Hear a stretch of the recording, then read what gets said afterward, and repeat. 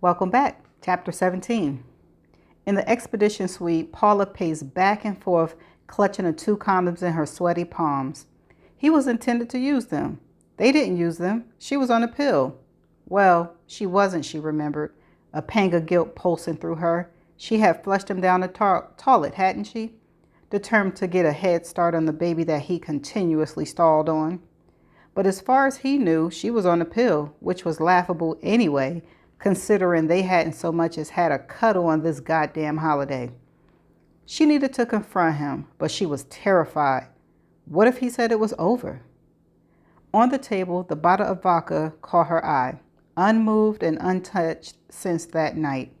She reached for it now, spinning off the cap, putting the bottle to her lips and swallowing down mouthful after mouthful until her throat burned and her eyes stung. She slammed the bottle down, gasping and shivering despite the warmth of the room. "Can you be on your own?" she asked her reflection in the mirror. The woman who stared back shook her head. "No, you're not cut out for it. You work too damn hard for this life that you now lead. You can't do without it." "Maybe I can," she whispered, with all the defiance she could muster. The woman in the mirror laughed at her, long and hard. Paula turned blindly to reach for the bottle. Who else was a drunk? Her mom, right? The drink was flowing in the casino. Cocktails on tap, the waiter summoned by Anna as soon as Tommy's glass was empty. One by one, his friends dropped out and wandered off in drunken, penniless stupor until only he remained. Anna was winning as much as she was losing, she noted, which was good because she had used a massive chunk of William's money for today's task, and the pile was rapidly diminishing. She flung 2 more 500 euro chips on the table, covering black with one, red with the other. Tommy was too drunk to notice the futility of this. All he saw was the masses of money that she was literally throwing away. "Wish me luck," she said softly, lowering her eyes as she leaned into him. He lurched off his stool to stand behind her. Suddenly, without warning, he pressed his body against her, the whole length of him pushing into her so hard she felt her bones just painfully against the roulette table. She experienced a strange mixture of disgust and pride, and then something else, a sensation that she very rarely, if ever, felt with a man, the slow, unfamiliar dawning of desire. His arms came around her side to lean on the table. Subtly, she moved back against him. He breathed satisfyingly heavy in her ear. Maybe, she thought, just maybe, once she had his home and Paula life and everything in it, she might keep him around for a while. He murmured something unintelligible, and she turned her head slightly. "Are you sending me lucky vibes?" she asked huskily. He responded by grinding against her harder. She didn't watch where the ball landed. Black, red, it was all the same to her. But across the room, she saw movement.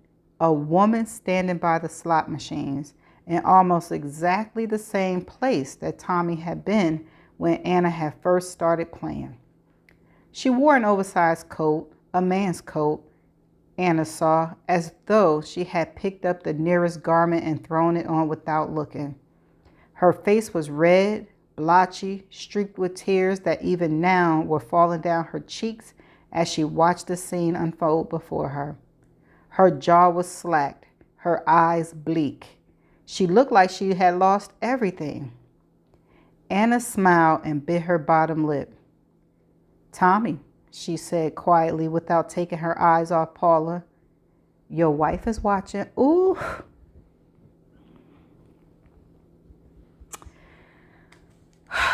Paula. Paula watched in disbelief as Tommy pressed himself up against the woman in front of him. Her breath came in jerky gasps. In her pocket she fingered the sharp edges of the condom packets.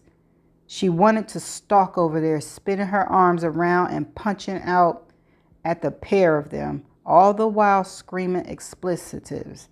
In her mind, she said them, the worst words she could dredge from her vocabulary. Words that nice, classy married women didn't use. Words that Paula herself never said. She wanted to do all this, but her legs were leaden. Excuse me, I'm on this machine. The voice was that of an elderly lady, nudging her way in, scared that Paula was going to take all the money out of the machine she spent so many hours feeding. Fuck you, Paula wanted to shout at the innocent woman in her pockets, and in her pockets her hands curled into fists. Instead, she allowed herself to be carefully prodded aside. Her legs started to move on their own accord, taking her towards them. Her traitorous husband and the vicious slag in front of him. And all of a sudden, the words came in a torrent, and the intonation was pure, bitter fury. I know that's right, girl. You fucking bastard, she said as she reached them, and she was glad her voice didn't betray her. It was low and guttural and rather quiet. Only the Cooper caught her words, and he looked at her side on, just a single quick warning glance. They would throw her out of the casino if she made a scene, and Paula wasn't the sort to make a show of herself. Years of preening and priming herself into the woman she was had ingrained that in her. Tommy said as he swallowed and pulled away from Anna, stumbling into the table. Just having some fun. Anna's winning. He smiled lopsidedly, more drunk than she had ever known him. He didn't even look ashamed or embarrassed to have been caught in the act. Paula switched her attention to Anna. The scarlet woman met her glare head on, unflinching, uncaring. Is about to go down. You, she leaned in, really close to the pair of them now, not wanting to shout the words that she never ever uttered, but that right now was the only word that would do. You pair of cunts. That's it, Paula. It seemed to sober Tommy, and his hand snapped out, grabbing her wrist. Hey, he said sharply. She pulled her arm free. A gasp emerged from her. Incredulous that she had actually said the word. She was too far gone now. There was no turning back. She dug in the pocket of the coat of his that she was wearing and flung the condoms onto the roulette table. The croupier glanced at them, nestled on the green felt before performing a sleigh of hands and scooping them up before any other onlooker saw. Leave, please, he said in a quiet but firm tone. Paula nodded at him, her jaw set, clenching down on it because she didn't want to cry in front of him, in front of any of them, not in front of her especially. Cunt, she said louder this time, directed at Anna because there was nothing left to lose, and she quite liked the feel of the word on her tongue. She turned on her heel and staggered back through the casino the way she had come. Nothing was happening. Nothing happened or was going to happen. Tommy's voice was a whine, long and scratchy like mosquito buzzing or a broken record. Loud, too, now that they were alone in their suite. She turned to the doors and put her sleeve in her mouth, biting down on the material to stop the word coming out of her. That awful word that she never spoken in all these years, and now she just wanted to spit it at him again and again. And what was with the condoms, for God's sake? He hissed, self-righteous now, a true narcissist, putting it all on her because she was the one who had called him a bastard and a cunt in public.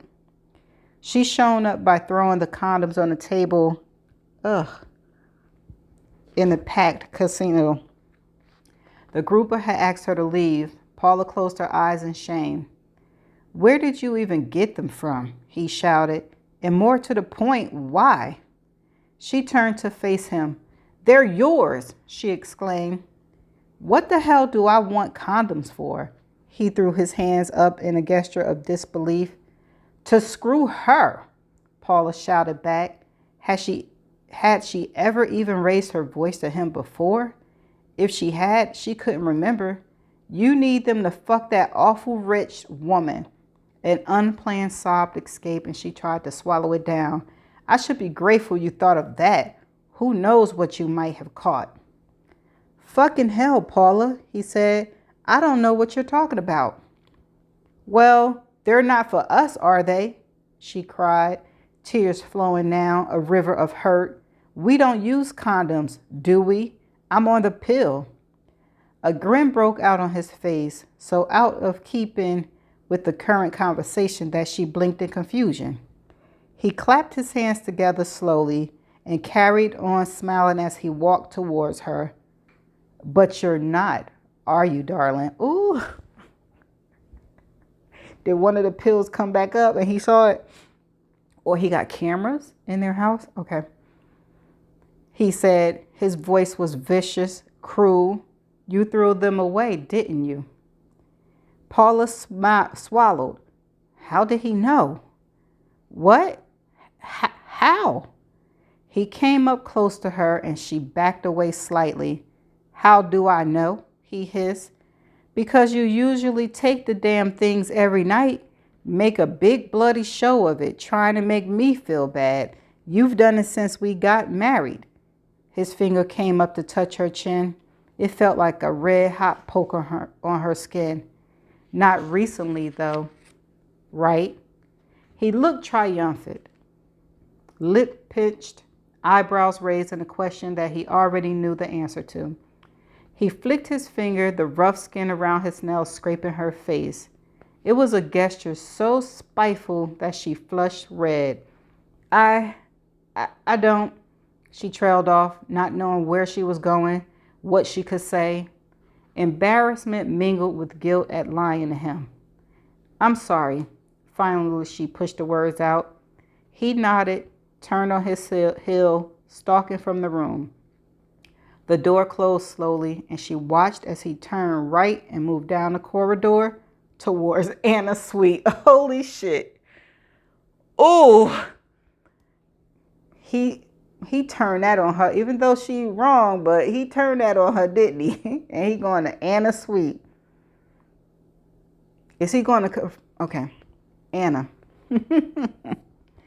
Adam remained in the casino. The small crowd of people playing the tables had gone back to their games after the few moments of excitement.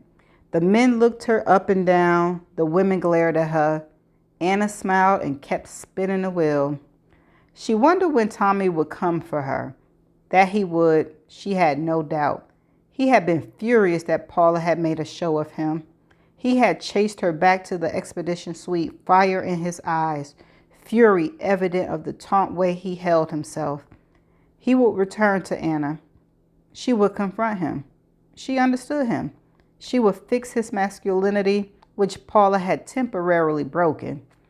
Soon, she tired of the roulette wheel. Slipping off the stool, she moved across to the blackjack table, an onlooker now, whiling the time away until her man came back. Yo, man. You don't even know if you like him. A tug at her sleeve. She looked to her left into the face of a young steward she didn't know. "Yes," she said. He wore fingerless gloves and his nails were grubby. She moved out of reach of his touch. "Sorry to bother you, ma'am," he said. "Can you step over here for a moment?" She looked him up and down. This youthful, feminine-looking man. Was he going to issue a warning over the fracas at the roulette wheel earlier? Who was he to do so? And anyway, it had nothing to do with her. She wasn't the one who had thrown foul words and condoms around. She moved over to the wall with him and waited for him to speak. His eyes lowered and he leaned closer to her. Forgive me, madame. I need to talk frankly to you. One of our staff members hasn't shown up for his shift, and we have reasons to believe you may know him. Mark. She arranged her face into a frown. Who on earth are you talking about? The man who was no more than a boy really flushed scarlet. Mark Taylor, he said, and his voice was pitched high when he spoke the dead man's name. We understand he was spending some time with you. She nodded sagely. I haven't seen Mark since we stopped in Norway. He had a load of his stuff with him, backpacks and all of that. I assumed his stint had finished and he was disembarking there. Oh, the young man scratched his head, clearly perplexed. Anna smiled and put her hand on his arm. The wool of his jacket was soft underneath her fingers. Why don't you call him? I'm sure he'll be able to explain the mix-up. Yes, he said, and his eyes darted everywhere except at her. Yes, thank you. She watched as he scurried away. When he had vanished from sight, the smile slipped from her face. Mark had told the crew about her. They all knew, and as far as they were concerned, she was the last to link to him. She rubbed at her face, thought about the newspaper with the photo of her, wanted in connection with William's death. The net was closing in, and there was still another day until they docked in Iceland. Then, of course, there was the journey home. When they couldn't get a hold of Mark, would they check the CCTV on board of Ruby Spirit? What areas did the camera cover? Not inside the suites, she knew. There was no chance of the killing being captured on film. But what about the hallways? What if the last sighting they had of him was at her door? Her stomach flipped at the thought. Walking fast, she moved towards the casino exit and back to her suite. See, that's what you get for thinking impulsively. Paula. After fixing her face and putting on her own coat, Paula opened the door, cracked, and peeped out. There was no sign of Tommy. She bit her lip, wondering if he was in Anna's suite, in her bed. Perhaps they were drinking champagne and feeding each other from the complimentary fruit basket. She pulled the door closed behind her and hurried down the hall towards the lift. Was it too late to make this right? If she apologized for lying about taking a pill, perhaps he in turn would be contrite about his behavior with that witch in the casino. He was drunk after all, and they hadn't actually done anything. More than anything, she wanted to talk to Julie, and she wondered if there was an internet cafe or a bank of computers on board that she could use to communicate with her friend. She would ask at the information desk, she thought, and she hoped it wouldn't be the disgraced stylist on duty again. She thumped impatiently at the button on the elevator, at a loss what to do first. She really needed Julie's advice before tracking down her husband. Julie would know what to do. She always did. The lift pinged, and Paula froze as the door swished open to reveal Anna. There was a terrible moment of nothingness, both women standing stock still. Then the door began to close, and Anna put an arm out to stop them. At the sudden movement, Paula flinched. Anna stepped out of the lift, and as Paula slipped inside, the other woman turned around and smiled at her. As the doors closed, the last thing Paula saw was Anna's face, shining and happy and satisfied. By the time the elevator opened onto the restaurant, Paula had abandoned the idea of locating an internet cafe and of finding her husband. The encounter with Anna had been chilling, awful, and if she was honest, frightening. What sort of woman laughed when she came face to face with the wife of the man she was screwing? Not screwing, not yet, Paula mentally corrected herself. Just flirting, for now anyway. Semantics. The details were neither here nor there. The intention was the problem, and Tommy's acceptance. Exactly. She stepped out of the elevator, turning towards the heavy door that led to the winding staircase. She pulled at the neck of her coat, feeling as though it was strangling her as the sweat prickled her underarms and beaded her forehead. There had been women before, names mentioned at home a little too frequently, lustful glances at Christmas party, lingering hands on arms, all easily dealt with when they recurred a little too incessantly. A horror story that she heard and passed on to Tommy about a man who had messed around with a colleague and whose standing in both his firm and society, had suffered. He'd half listened, but knowing him so well and for so long, she'd been aware that it had sunk in. The message that risking everything for a bit of skirt wasn't worth it. The text had stopped, and the meaningful glances and the names had been casually dropped from conversation before anything happened. So you mean to tell me Tommy been treating you like this for a long time like that? Oh, okay. And Paula had accepted this because wasn't that just how men worked?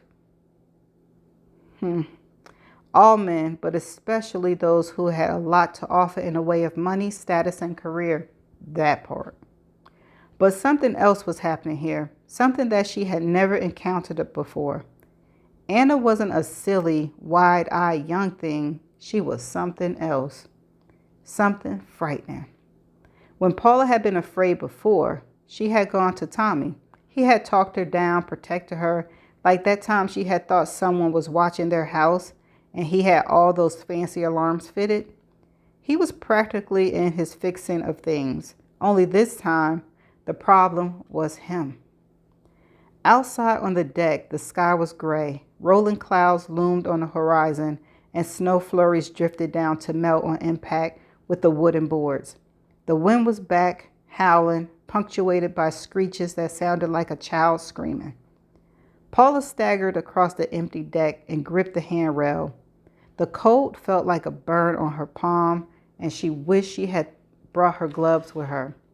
The wind buffeted her along the deck, and she forced her head to stare directly into the weather that spat and pummeled at her.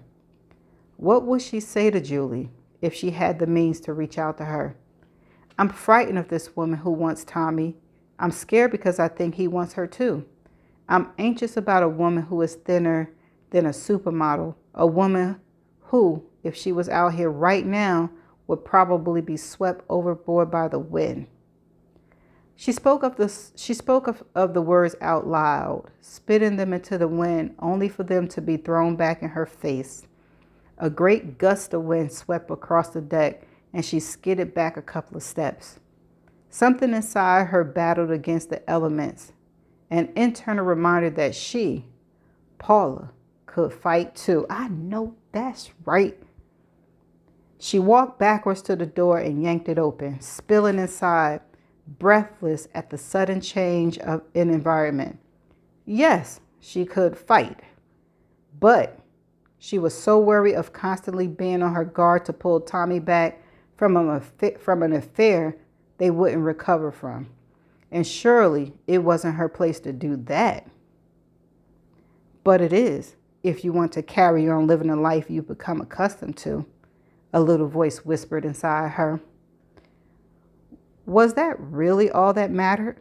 What sort of woman thought like that? A realization hit, sudden and real and devastating. Paula clapped her hands over her mouth, allowing herself to think the words she had buried for so long. If I met myself right now, I wouldn't like me at all. What is that about?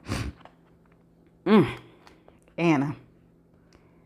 Inside the Arctic suite, Anna stripped off her clothes and walked naked to the glass doors. She pulled them open, holding onto the handles as the wind smashed into her. It was invigorating, and she screwed her eyes closed. As she stood there, she thought back to seeing Paula at the elevator. The woman's face, her stance, her whole demeanor was like that of a frightened little mouse. And the look on her face when Anna had laughed at her? Paula had folded into herself even more, looking like she wished she could disappear. The last thing Anna had seen was the tears filling the other woman's eyes as the doors closed. Reactions were a funny thing, she thought now as she came back into the room and moved over to the kettle, flicking it on. That moment in the casino was the closest she bet Paula had come to losing her shit in many, many years. It hadn't been a big thing, a few cusses and looks that could kill aimed at Tommy and Anna. Nothing physical, even though Paula was probably double Anna's own weight. Violence didn't occur to Tommy's wife, and for Anna, that was important. What was even more important was that she had seen no evidence of any CCTV in the corridor that led from the elevator to the Arctic suite. That was good news. It meant that Mark couldn't be tracked to her room. If he could have been, they would have watched the tape until they realized that he had never emerged again. Of course he had exited, just from a different doorway, Anna smirked. But what of the CCTV along the external rails of the cruise ship? Was there such a thing? She grabbed her phone, put some searches into Google, and spent the next few minutes watching irrelevant videos that came up. She bit her lip and placed her phone back on the table. She would have to take a walk around the decks of the ship to make sure. And if she did see any cameras on the starboard side where Mark's body had tumbled off her balcony, well, she would deal with that when the time came. She put a coffee pot in the machine and picked up the fancy little sugar bowl. She took the lid off and stared greedily inside. Saliva filled her mouth. How long ago was it when she last allowed herself sugar? She couldn't remember. As the kettle boiled, she made a decision. She scooped up 1/4 teaspoon of sugar and added it to the mug. A few grains remained on the spoon, and after a moment's hesitation, she brought it to her mouth and touched her tongue to it. Her taste buds roared with delight. Light-headed, she dipped the spoon in the sugar bowl again, filling it this time. Before she could change her mind, she thrust it into her mouth. The sweetness rippled through her, fizzing and bubbling all the way down her gullet. As it settled in her stomach, she sank to the floor, eyes closed, caught between pain and ecstasy. Too soon, though, the nausea came, and the pleasure was over almost before it had begun. Later, she tipped out the now cold coffee from the mug and poured in still hot water from the kettle. Wrapped in a thin sheet from the bed, she sipped at the plain water. A lemon from the fruit basket caught her eye, and she let her gaze linger on it longly. But there was no chance now. The loss of control over the stupid sugar had ruined any chance of a tiny treat. She drank the bland water that tasted of nothing and accepted it for the punishment it was. That's the end of chapter 17. First of all, sugar water is a punishment? I wonder if they're going to explain what that means in some of these stories.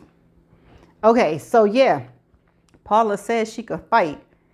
She better continue this fight. I'm curious to see what it is she mean by she got fight in her. But it was a little weak when she saw Tommy and Anna. Tommy pressed up on Anna. And Tommy, oh, he make me want to choke him. Ugh. Like, ugh. But Anna is weighing her pros and cons of being with Tommy, not being with Tommy. Girl, get out of that situation. And him finding out that she not taking the pills, that was smart, because I thought maybe he might have put some cameras in or a pill floated up and he saw it. But yeah, she forgot she was taking them every day and then gloating in his face. Now, what's that about? If you wanted a baby, why would you be gloating so much about taking the birth control pill?